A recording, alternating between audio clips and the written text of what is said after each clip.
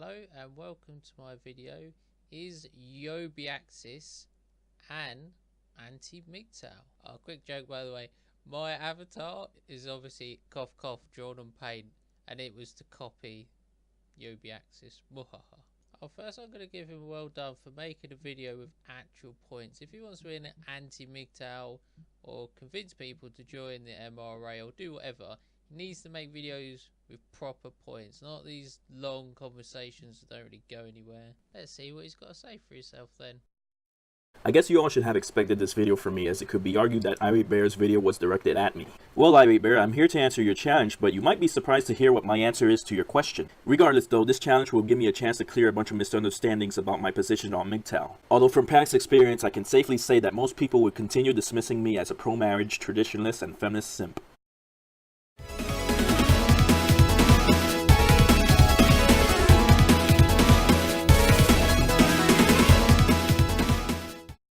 First off, to get this out of the way, I do not and have never had any problem with the core aspect of men going their own way. If a man does not want to get married or deal with women, then it's his life to live and what he's doing is alright with me. So, as you heard, he's not against the core ideas, he's just against some individual MGTOW. How many MGTOWs right now are actively not contributing to society? How are they paying their electric bills to keep the power on in which they use the internet? And how many are actively doing whatever they can to avoid paying taxes, knowing full well that if they don't pay them, they run the risk of jail time? No one might make the argument that if enough men simply do not participate in society itself, society will eventually break down. But no matter what MGTOW claims he can do to actively avoid society, he is still contributing to it by simply being born into it and paying his fair share to support his own upkeep. Quote, walking away isn't really walking away. If you're continuing to indirectly contribute to the society you hate, you're still tied to it. So MGTOWs claim to be anti-gynocentric, yet they still keep paying taxes to avoid going to prison. So let's contrast this with your position. Your position is you're not against the core beliefs or principles or philosophy of MGTOW, yet you're against individual MGTOWs.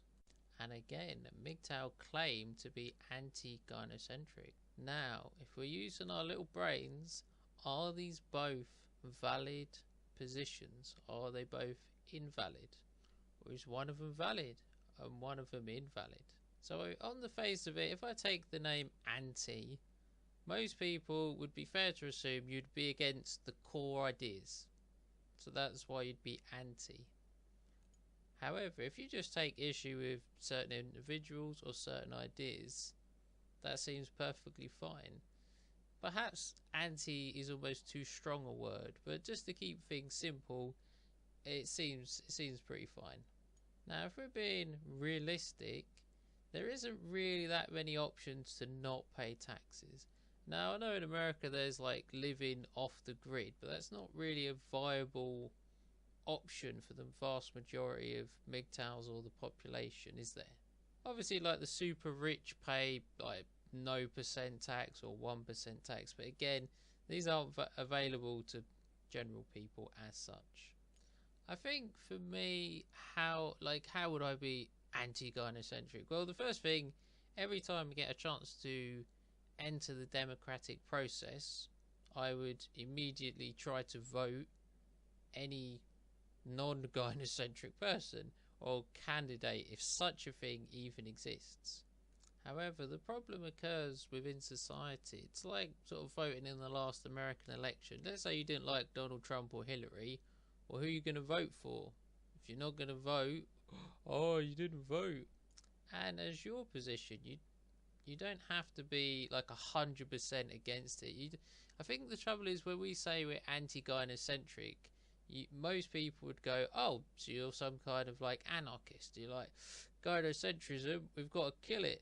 As you said, it's not really the best alternative.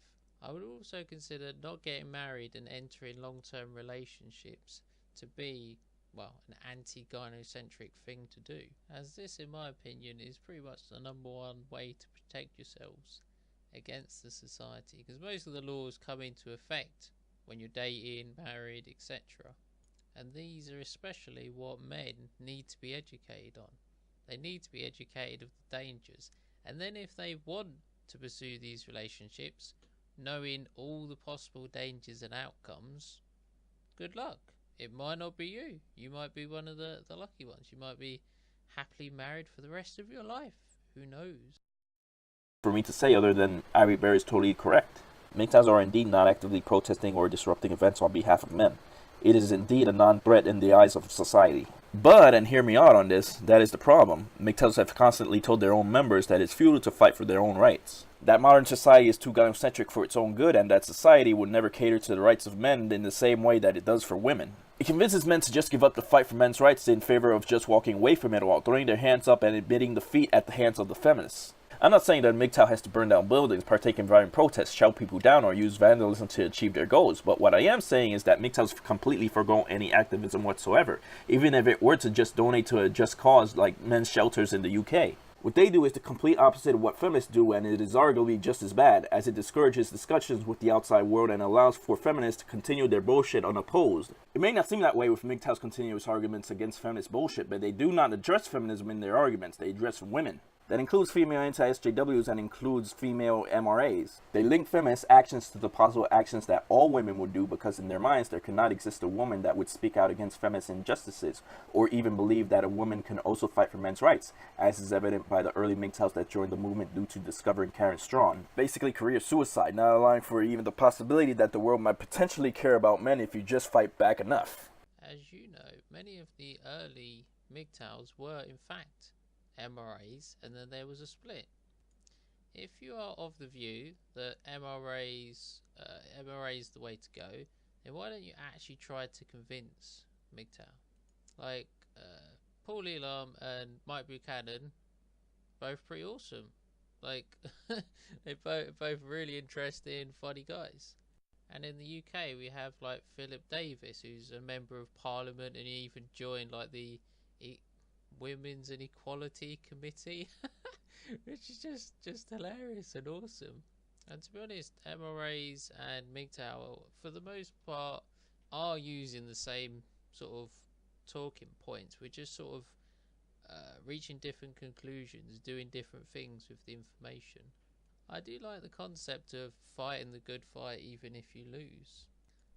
I'd like to tell you a story, but it might end up too long. I'll try and keep it short. So I played a game, an MMO. I was super famous, super cool, and I did like loads of like community work trying to build the game up, because my philosophy was, what's the point making the grass greener somewhere else when I can make the grass greener where I am?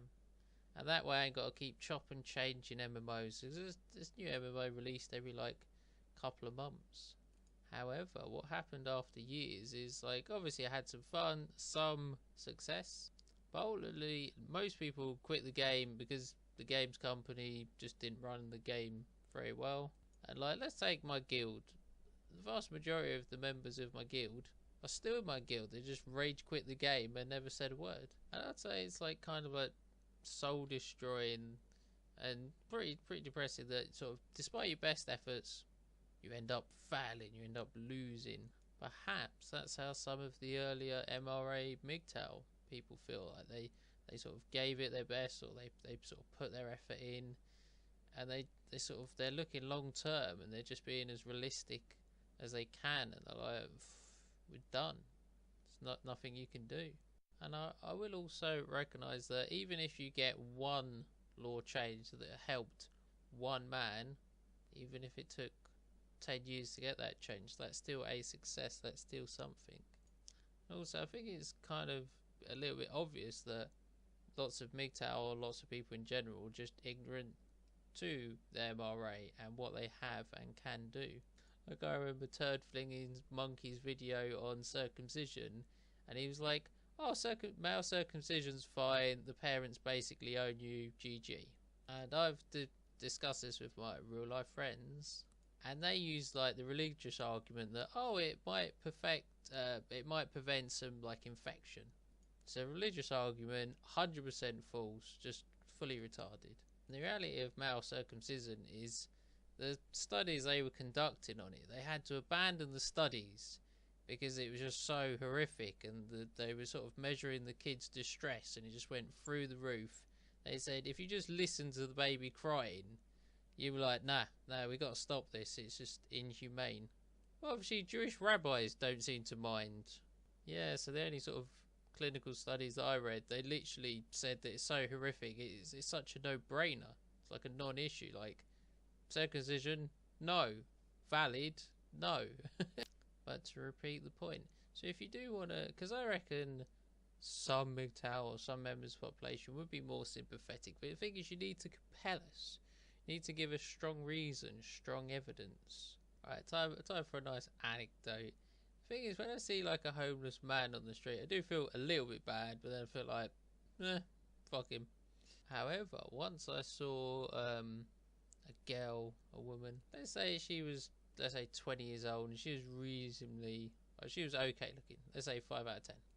My biology, my consciousness, whatever you want to call it, was screaming at me, oh, you should look after that woman. You should go over there and take her back home and look after her. Like, oh, she can't be on the street. Like, how's she going to survive on the street?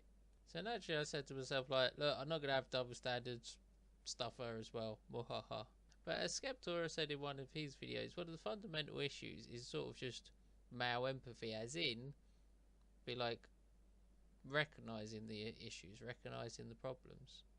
Now, I don't have the answer. Is it because we're all gyno cucks? Our society's brainwashed us so bad, we're all like, oh, male suffering, that's fine.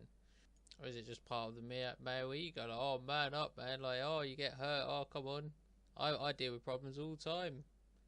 Now, I actually take some issue with your claim that MGTOWs haven't helped anyone and don't actively help any men. It's probably one of the most absurd claims I've sort of ever heard in my life, really. If I tell you don't get married, don't enter a long-term relationship, and don't live with a woman, these are all things that would, could, and can, and do save your life and save people's lives every single day. One of the leading causes of suicide, like reasons, now not every suicide someone's going to leave an exact reason and a note of exactly why they did it. However, out of some of the suicides, they said, I have had my children taken away from me. They've got no legal recourse. They can't really do any legal action for whatever reason. Oh yeah, because the laws are so gynocentric. And the situation has been so bad, so terrible, that the guys have been like, yeah, fuck it, and just killed themselves. Now, if we told that man before he killed himself, be like, look, the rules are terrible, don't have a family, they would, if they followed that, they would literally still be alive. Like, how much more direct do you want to go? And again, let's say even if we like, oh, tough shit for the guy, let's look at the kids. We're like, oh, what happened to your dad? And they're like, oh, well, our mum was a bit of a cunt and she took us away from our father. And then my dad, he missed us so much, he's like, and just killed himself.